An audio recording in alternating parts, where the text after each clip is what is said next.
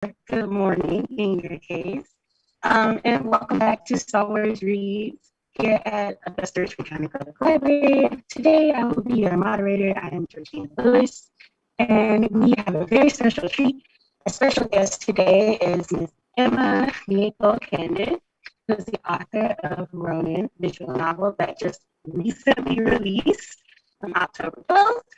And thank you so much for being here with us today.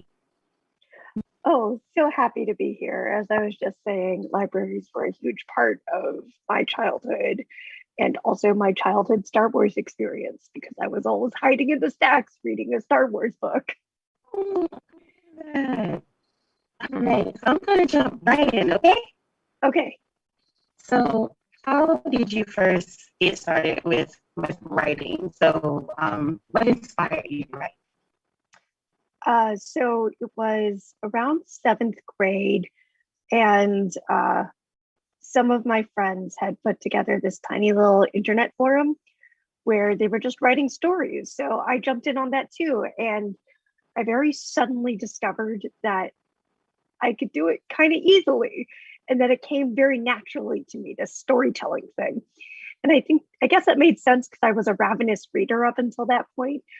Uh, but I was kind of doing it after that. Like I just did it. I was writing all the time and I didn't let myself take it seriously for a very long time, even though I was doing it basically at least once a week, often much more than that from the time I was 14 on. And I think I was very trapped in that capitalist mindset of you can't spend time on a thing unless you can make a living off of it. And it didn't occur to me until college times that, oh, you can like do this professionally. But I still didn't let myself think, well, you can like really pursue it. But it's like, well, it'll always be like a side thing that you do. But then I got extremely, extremely sick in 2012, 2013, in a way that will actually be unfortunately familiar to a lot of people nowadays. My lungs essentially shut down because of a virus. And so I was on a respirator, I was on ECMO, and I was in an ICU for 4 months. And I barely survived, but I did because I was the only person who was that sick in my hospital. And my doctors were willing to take a lot of really ambitious risks. And I was their, again, only patient who was that sick. So they had the time and resources to devote to keeping me alive. But I had a very long recovery after that where I had to learn how to walk again because I had been in bed rest for 6 months. So, all my muscles went away. And part of that was also recovering my humanity and like being a person, which is more than just breathing and walking on your own. It's socializing with people and language. And fortunately, I had the fortune to, by that time, be an agented author. So there was a book I was revising, and I ultimately had to trunk that book because I was just too different as a person after I got sick from when I had finished it initially before I got sick. But finishing that revision still, and like that was the last time I really touched that book. It was when I felt like human again, when I felt not just alive, but like a person. So that's how I've treated writing from then on, which was around 2014. And, sometimes I've had to take a break because I've had other responsibilities that took up too much of my time, like grad school. But writing for me is very much an intrinsic part of my well being. So that's what I do to stay sane in these times. That's amazing. I'm so glad that now you've come all the way to this point to write this. Yeah. Uh-huh. So, what does Star Wars mean to you? So it's probably a little hard for me to really even qualify the place it occupies in my life because I tripped into it so young and I fixated on it very hard when I was very young. So it was like a thing I was consuming in book and movie form from the time I was around 7 to the time I was around 17, just like 10 years of rampant consumption of whatever was in front of me. And I kind of fell off of it at some point when like the old books that are now known as the legends, like they were starting to get a little weird for me. So I was like, I don't know about this. I just started reading other things at that point, but I was still devotedly seeing the movies on the first night they came out, or as close to it as that, because I was that nerd. um, yeah, so I haven't read a lot of the new content that they're doing. And I think that's to my detriment because a lot of it's very inventive, I'm learning. The books and comics that I have been picking up over the last like 6 months, they're just pushing the stories in so many directions that I never saw them go when I was a kid. And that's so exciting to me as the kind of reader that I have grown up into being. Like, I really like things that push boundaries. So that's my relationship with Star Wars. Sounds great. A very deep relationship, it seems. So that's great. All right. So, how did you become involved in this project? Right. So I heard from my agent around this time last year that they were looking for authors of Japanese descent. That Star Wars was looking for those people, and we didn't know what for. But she asked if I was pleased to have my hat thrown in the ring, and I said yes, of course, because that question was a formality. Because she knew how deep into it I was. But at that point, I had not sold anything. So I'm sitting there thinking, like, well, it'll be nice to be considered. And she sent them the beginning chapter or so of the manuscript that we were then in talks with an editor about selling. And I did sell it about a month after the initial Star Wars call for interest. And about a month after selling that manuscript, I got a call from Lucasfilm like, hey, do you want to write a book? And I very much did. So I've only just recently returned to that book that I sold back in November of last year to do the revisions on it for publication in 2023. But it worked out. So yeah. That's so wonderful.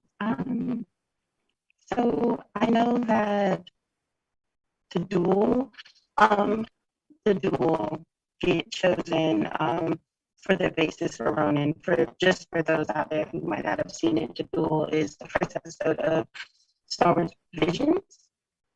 I butchered, I'm trying. And how did that get chosen for the basis for Ronin? So that happened before I was there. But Matt Martin, who's part of the story group, and Tom Holler, who was my editor for this project, they've talked a bit about the process that they went through to figure that out. You can find that on the Nerdist YouTube channel if you're interested.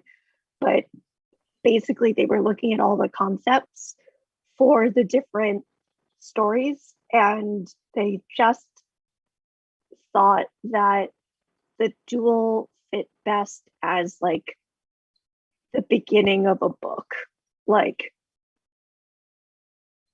other episodes of this like have in ways more complete story arcs, so you can see like this is a story unto itself even if it's leading into something else. But the duel has this sort of lingering plot thread, this sort of sense of like, well, who is this guy, what is he doing? And it just leads so well into a larger work that answers that question of like, well, what is he up to? Why did he do this? And it made a lot of sense to me once I finally got to see the rest of the shorts, like why the duel stood out to them as one where they're like, this makes sense. And like, who knows what they'll end up deciding to do with the rest, but like, it's clear to me now why that one felt right to begin with. Great. Okay, so what attracted you to the project? Well, the big thing that was attracting me at first was like, they literally could have asked me to do anything Star Wars and I would have said yes, probably. But I was at the same time immediately enchanted by the nature of it because they weren't asking me, as I had initially assumed, to write a character of Japanese sort of like coding in the Star Wars universe. They were asking me to reinterpret Star Wars through a Japanese lens, and a specific Japanese lens because, the duel is very much in the vein of Kurosawa and Jidaigeki, which are the period piece films that Kurosawa was often working in. And specifically, I've read the director talking about how he was taking shades of Yojimbo, which is one of those films. And so doing this dialogue between Star Wars and Jidaigeki, which are very much part of its history and DNA, because George Lucas has talked about how The Hidden Fortress, which is a Kurosawa Jidaigeki movie, was what inspired him to create A New Hope, the first Star Wars movie. So they're inextricably linked at that base. And the entirety of the Visions project was about bringing Star Wars back to Japan at large through the vein of anime, which is very cool just because you can do a lot of things in animation that you just can't do in live action. And you can get very inventive and you can get very wild. And some of the things people have done in Visions are extremely wild, and you could not do that in live action. But that's sort of the beauty of it. Like when something is so of its medium that you can't envision it in any other form. But the duel is very much like straddling that line of not just being animation and doing some things that I think it would be very hard to do in live action, but also very much situating itself in that original spot of inspiration. And so that was delicious to me, the idea of like doing a deep dive into the genre's interests and anxieties and the kinds of stories it's interested in telling, and how that got transformed when it became a Hollywood movie, and then like bringing that Hollywood movie and the mythology it spawned closer to the stew of its origin. It's like the perfect project for someone like me who's extremely meta. I was so happy to do it. I kept on having to have moments where I'd sit and go, this is insanely beautiful. This is so, and I get to like have my hands all the way into it. So yeah, I was still excited about it, even though it's done. I just think it's super cool.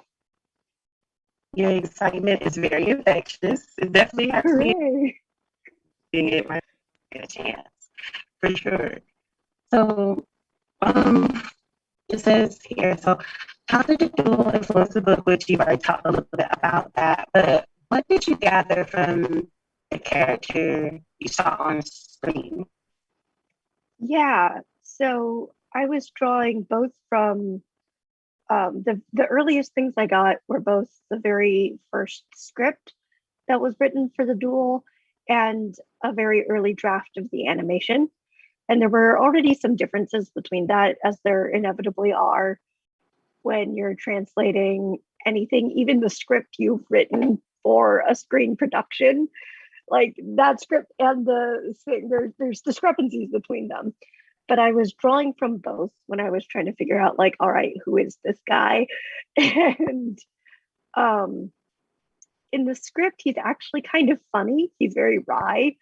And he has like that Star Wars sass where he'll like talk back to people, even when they're about to like, start wailing on each other. And that's largely absent in the short itself. He's much more a very like stoic figure who's sort of just this immovable force, like gliding through the scene. And at the same time, getting kind of knocked about at times. You can like watch the way they've chosen to animate him in places, and you can see, oh, he's actually getting a little hurt. He just doesn't want to show it. But so yeah, no, I like intensively studied both that script where like I have a document where I've taken all my notes on it. And then I watched that short, like I'd go a couple seconds, I'd write more notes on what was happening and the things I was drawing from it. And that was my first synthesis of like, all right, now what does this tell you about what the story could be and where it could go? Mhm. Okay, okay. So using the source material as a springboard, how did you put your own spin on that source material as a writer?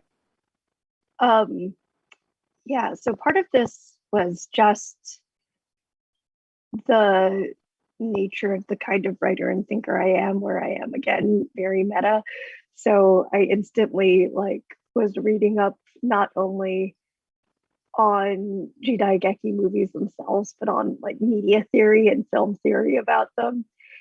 And I had some exposure to that because I'd done some studying of post-war pop culture in Japan, which is when a lot of these movies were being made. It's certainly when The Hidden Fortress was made.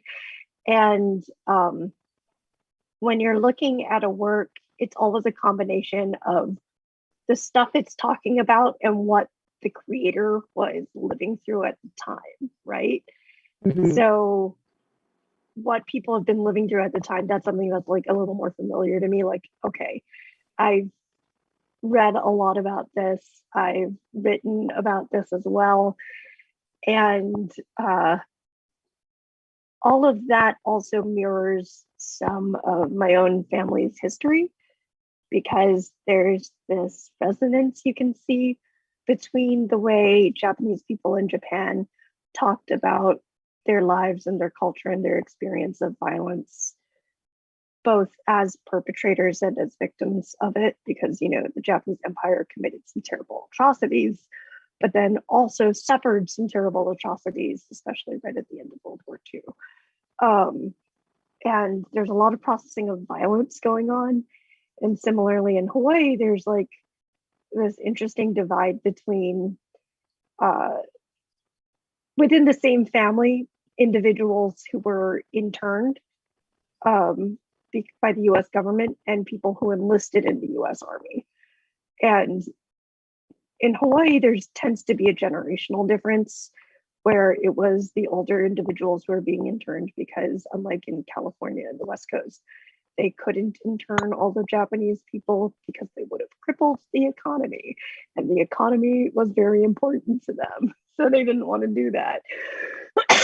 But, you know, like in my own family, my great grandfather was interned because he was a community leader and a teacher of language, Japanese language and cultural history. And those were the people that they were taking from their communities. But at the same time, my grandfather, who was about to marry this man's daughter, enlists as a translator for the US Army to translate Japanese language. So it's just, there's a very complicated history there that very few people are willing to talk about because it's like, one, it's very painful to recall, and two, recalling it opens them up to the same traumas that they were enduring at the time, where they feel it gives people room to question their loyalty, you know, to the US. They feel like people were being interned because they were being accused of being treacherous. And so anything that opens up that wound is verboten. You cannot address that. And similarly in Japan, Japan had committed a lot of violence, but then suffered a lot of violence, and then was essentially turned into a US colony in all but name. And it became very painful for anybody to frankly engage with the fact that they had done violence before they suffered violence. So there's a lot of silence again. And that was something that I threaded pretty deeply into Ronin, somewhat unconsciously, but somewhat on purpose. Because, and I was just talking about this with some folks yesterday. So look out for the podcast Resilience Squadron, which looks at chronic illness and disability in Star Wars. But we were talking about how like the Ronin comes off as this big grim badass, and I'm largely disinterested in that kind of character, mostly because when I see a big grim badass, I see a person who has both committed and experienced violence and therefore have a lot of scars. And the scars are what interest me. Like both because of my own experiences and because that's just kind of the reader and writer that I am. So this is a man who I very quickly was like, all right, he's got baggage. Let's figure out what's in that luggage. I know everybody's going to be really excited to deep dive into that. So is there a message that you hope the readers will take away as they read Ronin? Twofold, I think. One, just generally in the project, I've been saying like my greatest hope is that the Visions project in Star Wars is just the beginning of Lucasfilm and Disney iterating on their franchise through the lens of different cultures and points of view. Because Visions as a whole, again, as I noted, it's just so transcendently beautiful to me in concept. And obviously, Japanese media is sort of intrinsically tied into the franchise, but the franchise is a little notorious for borrowing and appropriating from other cultures and not really digging into that. And I would really, really love to see authors of various different backgrounds given the opportunity to engage with what is essentially now modern mythology and reinterpret it in these like really joyful and loving ways that just open so many doors and also lead you to re-engage with the original in a brand new way. It's just so enriching overall for me, and I'm really eager to see what else might come out of that. And I think the other one is just that I spent a lot of time thinking about what I wanted for like the struggle and the ending notes for Ronin. And part of that was thinking hard about, well, what does Star Wars do? How does Star Wars like to conduct itself? How does it like to end? And for me, it's very much defined by a great deal of struggle and a transcendent sense of hope, because you might not get to see tomorrow, but you're doing your best to make sure that somebody does. So that was important to me when I was writing this book, and I hope it comes through. I'm sure. So what was the most challenging thing for you to write in this book?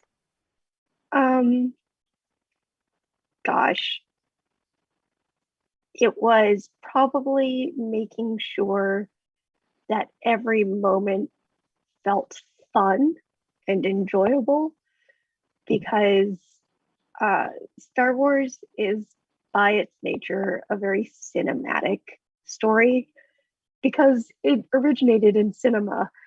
And I'm a person who loves action movies, but not all action movies, because some action movies can get very boring for me at some point, especially when they're, relying on CGI to do spectacle. I'm like, gosh, I stopped paying attention 10 minutes ago. And, like, my favorite movie for a very long time as a kid was Die Hard, because it's very physical and you can really it's exciting to see what happens. There's a lot of tension in it. And so there are some sections in this book that I called like big action set pieces. Like it's a big setting. There's stuff happening. And I spent a lot of time agonizing about how to make sure that stayed interesting. I was pretty pleased with the outcome. Mm. Okay, so what was your favorite part of this experience? What has your favorite part been? Probably getting to bring characters who uh where the archetypes are like archetypes I've met before in Star Wars who I just adored and going like, I'm gonna take my turn at that wheel. Or conversely, bringing characters who I haven't really seen yet in Star Wars, or I'm like, I need this kind of person to be in Star Wars. And I really want to like have that fun. Like the there's always like that wry smuggler type, you know, like the pilot who's sort of got like the cocky attitude. And I have my own take on that because I was really drawn to those characters as a kid, but I was also really drawn to them in part because they're the space neighbors, the space wizards' neighbors, and they don't have the superpowers, but they live next to the guy who does. And sometimes the guy who has the superpowers has ideas that they think are very bad. And what are you going to do about that? So, you know, I took my turn at that wheel. And then I have a joke. I can't write without aunties, like older women who know what they're about and are just like a force of nature unto themselves. I love them. Just so I have my own auntie in the Star Wars. And then I'm very, very drawn to storytellers and performers in fiction. I think they're just so fun to read and to write. So I almost immediately knew when the idea came to me, like, oh, I need this. I got to figure out how that works. So yeah, no, it was just bringing them together, injecting them with like that Star Wars charm and tactility. Like they feel like people, but also larger than life. It's a fun space to work in. Hmm. Okay, so what are your hobbies and interests outside of writing? So like I said, writing is pretty much a part of my daily life. It's very intrinsic to how I am. Um, but I also just like read and consume a lot of stuff. I play video games sometimes. You can see in back of me part of my cheap gaudy skull collection. The rule is that they have to be under $20 and ridiculous. So um yeah, no, I do a lot of writing though. I also doodle somewhat. Like I do some art. Probably going to be doing some doodles on my Twitter soon just for fun. But yeah, no, so much of my life is writing, I'm sorry to say. What's wrong with that? Right. So, do you have any other projects in the work for those who will obviously want to read and to look at after they read Ronan?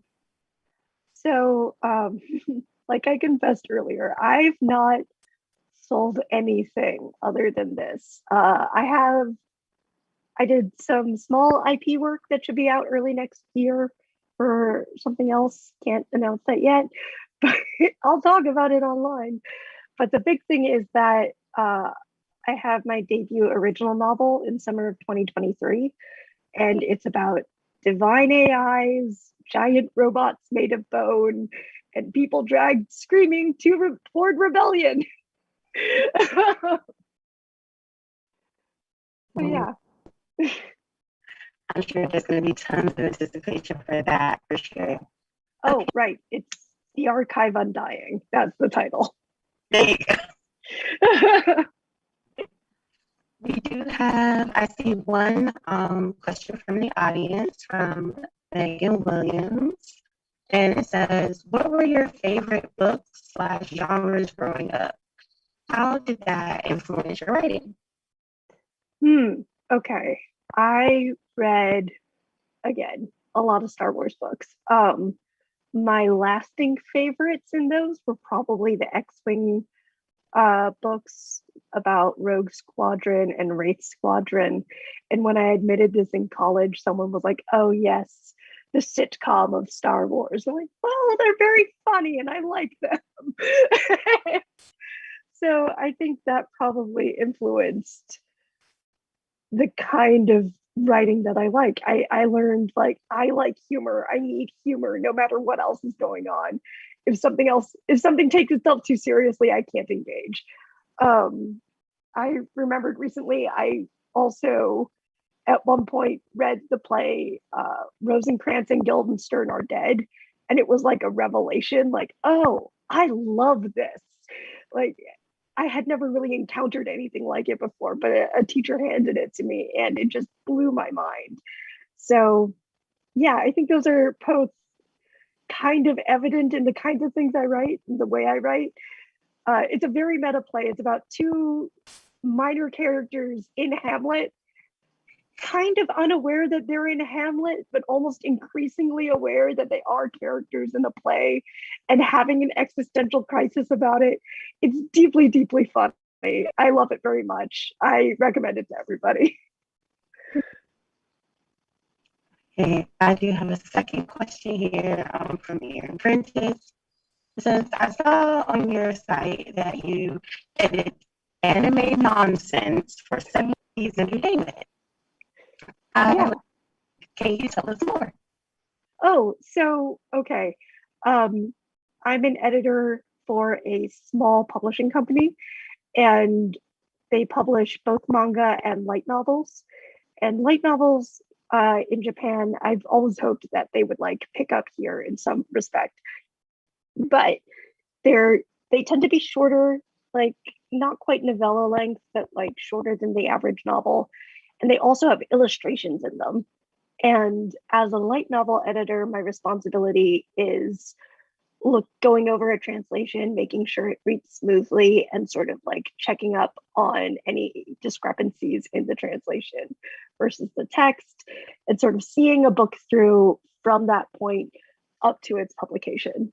So yeah, I'm currently working on one that's a real gift. It's the Haunted Bookstore series. I've likened it to Spirited Away. It has a lot of Japanese folklore in it. I recommend everybody pick it up. It's very, very good. Sounds so good. I'm looking to see for a little bit to see if any more questions come through. But if they don't, you have been an absolute joy. Just Oh, so hooray. I'm really excited to see everyone's amazing response to Ronan. I can't read myself. I do have a small confession that I told you earlier that I hadn't really seen anything Star Wars, and I'm very intrigued because of Ronan. So I'm really excited to get my hands on it. Hey, I promise that my mother has theoretically seen Star Wars because I did watch it as a child, but she remembers almost none of it. And she read and enjoyed it. So it's accessible. Okay, we do have one more. Another question. It says, Megan Williams says, do you have a favorite light novel / anime novel? That's a good question. I've not actually read a lot of them other than the ones I've been working on. But the Haunted Bookstore, again, I think it's just tremendously good. I'm really enjoying I'm in Love with the Villainess, which I also work on. It's so funny and so good and thoughtful. A very popular anime trope is called isekai, which is essentially when someone from our world gets transported to another one. And this is an isekai in which a woman gets thrown into the world of her favorite otome dating sim. And the thing is, she's never really cared for any of the love interests. She's always been desperately in love with the villainess. So she woos the villainess. And it's just, the second book made me cry. It is very, very rare that any light novel gets me that emotionally. But I think that author is just so good at nailing like the complexities and difficulties of emotions.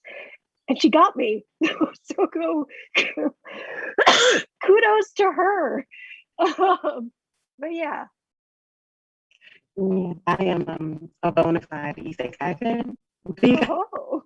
I'm like, I might have to go track that down. yeah, it's very good. Let's see. Corey Rogers says, what is your favorite Rogue Squadron book? Oh, I was deeply into the Wraith Squadron, so all of those. But at the same time, like I don't know if I identify like with, oh, this book is my favorite. It's so much as like things I bring away from books that are haunting me for years. And the villainess of the Rogue Squadron series definitely stuck with me. I think she's so scary, and I love her for that. Okay, let me see if anything else that's coming. Do you have a favorite anime or anything that you're engaging in lately? Sorry, what? Do you have a favorite anime or show that you're engaging in currently? Oh, anime. Okay, so I just watched Jujutsu Kaisen. I think that's so good. It just blew me away. I am I've always been very drawn to shonen shows.